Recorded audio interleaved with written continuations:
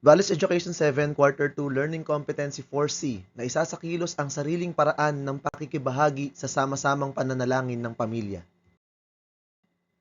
Tuwing ikasyam ng gabi ng Biyernes, ang pamilya Esquibido ay nagtitipon-tipon sa kanilang sala upang manalangin. Ilang minuto bago ang oras ng pananalangin, naghahanda na ang bawat kasapi ng pamilya. Tinitigil nila ang kanilang mga ginagawa at sila'y nagbibihis at nagninilay. Bago magsimula ang panalangin, hinihikayat ng ama ng sambahayan na ang bawat isa ay magbahagi ng kanilang mga naging karanasan sa nagdaang mga araw. Dito ay isasaysay ng bawat isa ang kanilang mga naging problema, biyayang natanggap, mga kahilingan at nais ipagpasalamat.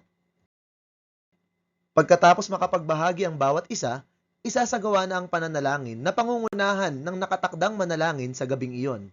Sa kanyang pananalangin, kailangang masabi niya ang mga kahilingan, pagpapasalamat, kapatawaran sa mga kasalanan, at pangangako ng bawat kasapi ng pamilya. Batay sa paraan ng sama-samang pananalangin ng pamilya Esquibido, ano-ano ang papel na ginagampanan ng bawat kasapi ng pamilya? Mga gampanin sa sama-samang pananalangin ng pamilya. Sa panalangin pansambahayan, ang bawat isa ay tagapagbahagi sapagkat ang lahat ay hinihikayat na magbahagi ng kanilang mga personal na karanasan. Ito man ay suliranin, biyayang natanggap, mga bagay na nais ipagpasalamat at mga kahilingan. Sa sama-samang pananalangin, mayroon ding tagapanguna na siyang mananalangin ng mga naibahagi ng bawat kasapi ng pamilya. Sa panalangin pansambahayan, ang lahat ay tagapagbahagi. Ang tagapanguna sa panalangin ay inaatasan ng mga magulang. Kung ikaw ang maatasan sa pangunguna sa panalangin para sa pamilya, paano mo dapat gagawin ang pananalangin? Tunghayan natin sa susunod na mga slides ang gabay sa pananalangin. Mga dapat isaalang-alang at tandaan sa pananalangin sa relihiyong Islam.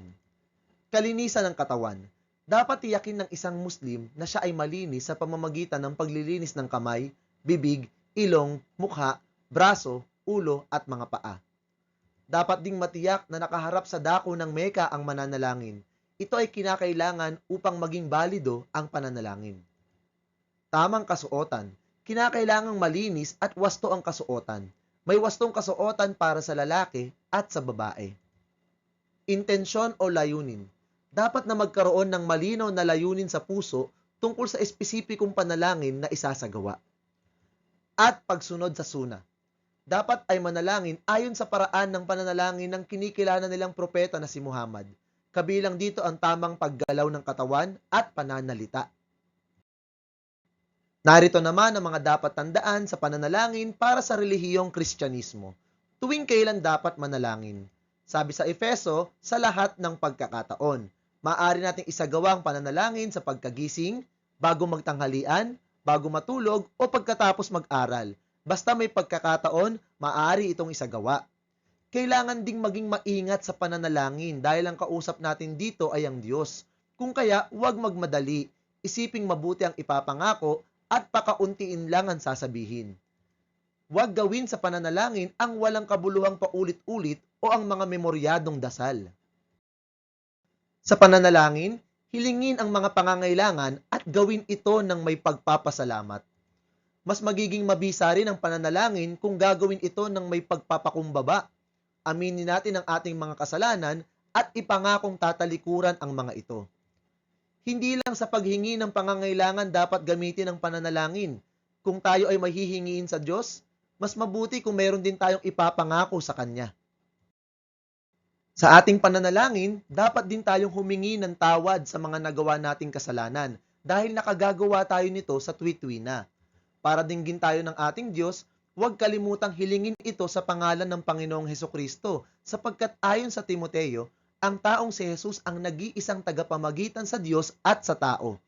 At anuman ang ating hilingin sa panalangin, paniwalaan nating tinanggap na natin sapagkat hindi ipagkakaloob ng Diyos ang kahilingan ng taong nag-aalinlangan sa kanyang panalangin. Ngayon ay magsasagawa kayo ng dula tungkol sa sama-samang pananalangin ng pamilya. Ang klase ay hahatiin sa 7 pangkat.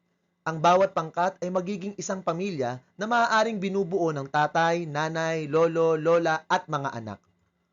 Ang bawat pangkat ay magsasadula ng panalangin pansambahayan kung saan ang bawat kasapi ng pamilya ay magbabahagi ng kanilang mga naging karanasan sa mga nagdaang araw, problema, mga kahilingan at nais ipagpasalamat.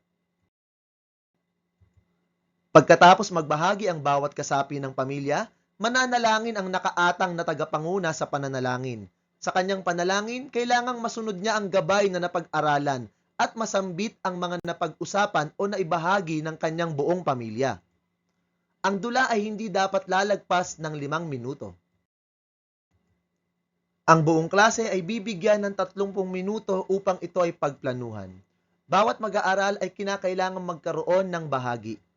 Gawing gabay ang rubric sa susunod na slide.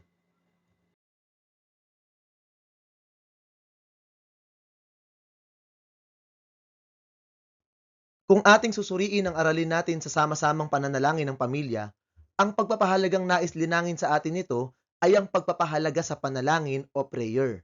Ano ang panalangin o prayer? Ito ay paraan ng pakikipag-usap sa Diyos kung saan masasabi natin sa Kanya ang mga nais nating hilingin, ipangako at ipagpasalamat. Ito ay maaaring gawin ng tahimik, may pananalita, ng nag-iisa o may kasama. Ano man ang paraan, ang mahalaga ay may sagawa ito ng taos sa puso. Bakit mahalaga na malinang sa atin ang pagpapahalaga sa panalangin? Ito ay nakapagpapatatag ng pananampalataya. Ang panalangin ay nakatutulong sa atin upang lubusang manalig o magtiwala sa mga plano ng Diyos. Ang panalangin ay nagbibigay ng kapayapaan at tinutulungan tayo nito na manatiling mahinahon lalo na sa panahon ng mga suliranin. Para sa pamilya, ang magkasamang pananalangin ay nagdudulot ng pagkakaisa, pag-unawaan at paglingap para sa isa't isa. At dahil sa pananalangin, napaaalalahanan tayo na maging mapagpasalamat sa mga biyaya na ating natatanggap.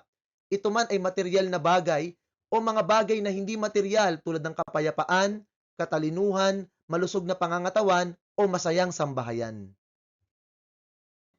At dyan po nagtatapos ang ating aralin para sa araw na ito. Sana po ay may natutuhan kayo. Maraming salamat po sa panonood at pakikinig. Paalam!